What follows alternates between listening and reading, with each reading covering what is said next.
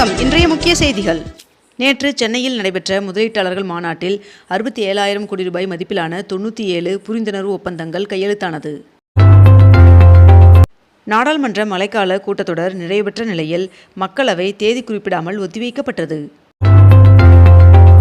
சென்னையில் சொத்து வரி மாற்றியமைப்பு நிறுத்தி வைக்கப்படுவதாக மாநகராட்சி ஆணையர் சமீரன் அவர்கள் அறிவித்துள்ளார்.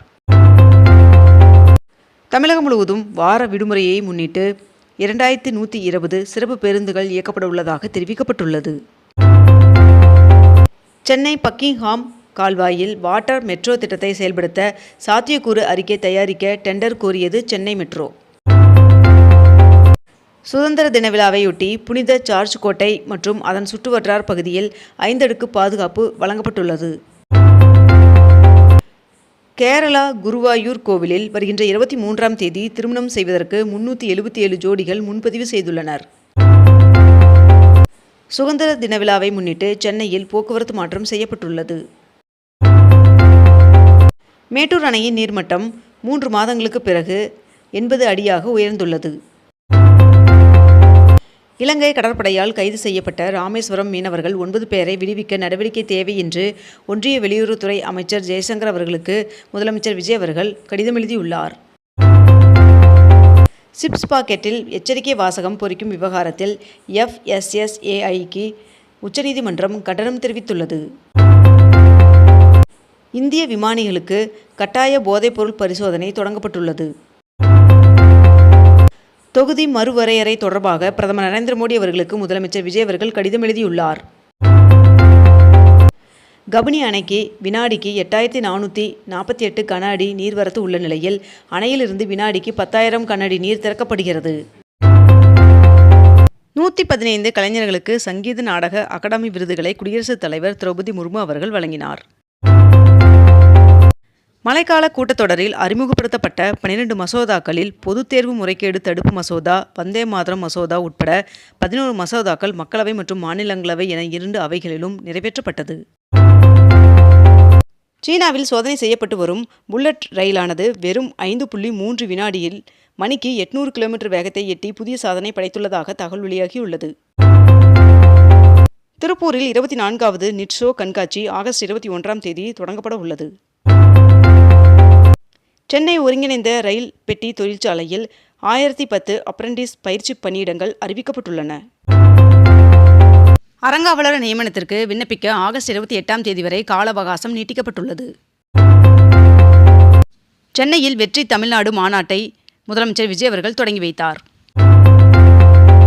22 கேரட் ஆபண தங்கத்தின் விலை சவரனுக்கு 160 ரூபாய் விலை அதிகரித்து 1 சவரன் 1,13,760 ரூபாயாகவும் 1 கிராம் 14,220 ரூபாய்க்கும் விற்பனை செய்யப்பட்டு வருகிறது. இதனைத் தொடர்ந்து 1 கிராம் வெள்ளியின் விலை 260 ரூபாய்க்கு விற்பனை செய்யப்பட்டு வருகிறது. சத்தீஸ்கர் அரசு ரேஷன் அரிசி வழங்க புதிதாக அன்னபூர்த்தி தானியா ATM அறிமுகம் செய்துள்ளதாக தகவல் வெளியாகியுள்ளது. கடலூர் மாவட்டத்தில் பல்வேறு பகுதிகளில் தொலைந்து போனதாக புகார் அளிக்கப்பட்ட நிலையில் 50 லட்சம் ரூபாய் மதிப்பிலான 300 செல்போன்கள் மீட்கப்பட்டு உரியவர்களிடம் வழங்கப்பட்டது. FCRA சட்டத்திருத்த மசோதாவிற்கு கடும் எதிர்ப்பு கிளம்பியுள்ள நிலையில் அதனை நாடாளுமன்ற கூட்டுக்குழுவின் பரிசீலனைக்கு அனுப்ப ஒன்றிய அரசு முடிவு செய்துள்ளது. தமிழகத்தில் MBBS PDS மாணவர் சேர்க்கைக்கான கலந்தாய்வு நேற்று தொடங்கியது. தமிழ்நாட்டில் 10 IPS அதிகாரிகள் இடமாற்றம் செய்யப்பட்டுள்ளனர். கேரளாவின் பெயரை கேரளம் என்று மாற்றுவதற்கான கேரளா மசோதா 2026 நாடாளுமன்றத்தில் நிறைவேற்றப்பட்டது. தமிழ்நாட்டிற்கு எந்த பாதிப்பும் இல்லாமல் தொகுதி மறுவரையறை செய்ய வேண்டும் என்று அதிமுக பொதுச் செயலாளர் எடப்பாடி பழனிசாமி அவர்கள் வலியுறுத்தியுள்ளார். நீட் தேர்வு தொடர்பான விவாதத்திற்கு அரசு தயார் என்று மக்களவை சபாநாயகர் ஓம் பிர்லா அவர்களுக்கு அமித்ஷா அவர்கள் கடிதம் எழுதியுள்ளார்.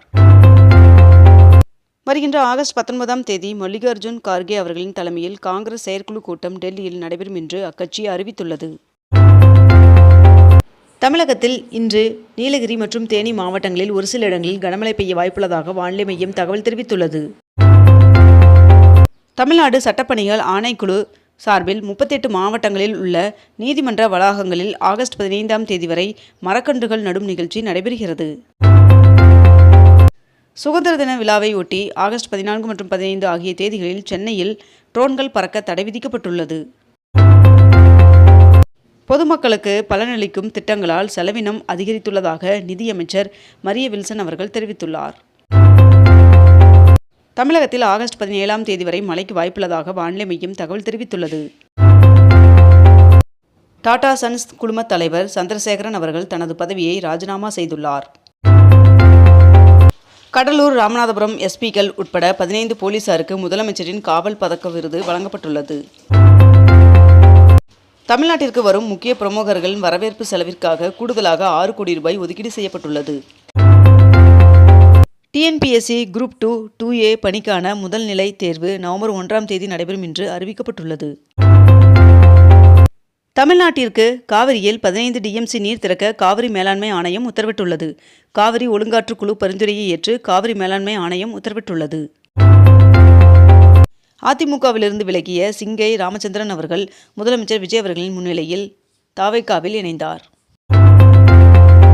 தஞ்சாவூர் பட்டுக்கோட்டை மற்றும் மன்னார்குடி பட்டுக்கோட்டை இடையிலான ரயில் திட்டங்களுக்கு நிலம் கையகப்படுத்த தமிழக அரசு ஒப்புதல் வழங்கியுள்ளதாக தகவல் வெளியாகியுள்ளது. சென்னை பெருநகர காவல்துறையில் புதிதாக ஊழல் ஒழிப்பு தனிப்பிரிவு தொடங்கப்பட்டுள்ளது.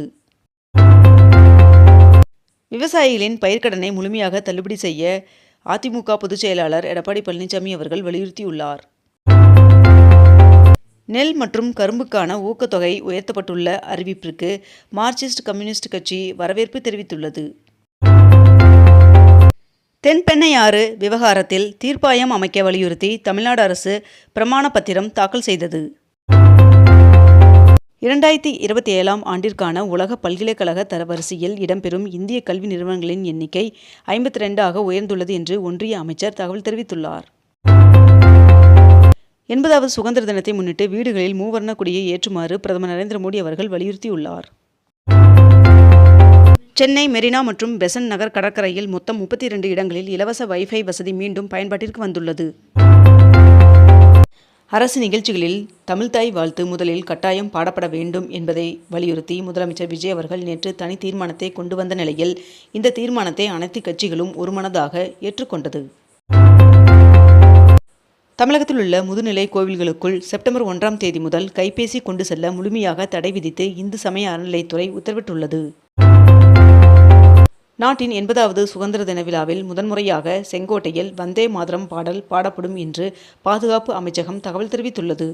இத்துடன் இன்றைய தலைப்புச் செய்திகள் நிறைவடைந்தன.